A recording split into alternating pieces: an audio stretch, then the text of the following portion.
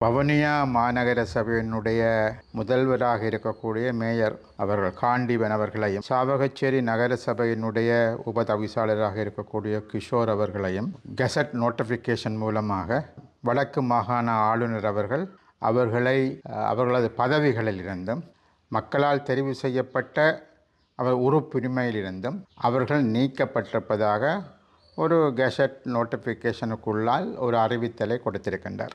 நீக்கப்பட்டோம் என்ற விடயங்கள் அவர்களுக்கு எழுத்து மூலமாகவோ ஏதோ ஒரு வழியிலோ அவர்களுக்கு அறிவிக்கப்படவில்லை. அது மாத்திரமல்லாமல் இந்த அரியரத்தினம் என்பவருடைய அந்த பரிந்துரைகள் தொடர்பாக பொது வழியிலோ பத்திரிகைகளுக்கோ ஊடகங்களுக்கோ பொதுமக்களுக்கோ அந்த விஷயங்கள் எதுவும் சொல்லப்படவும் இல்லை. ஆகவே அந்த பரிந்துரைகளில் என்ன இருந்தது என்பது எங்கள் யாருக்கும் தெரியாது.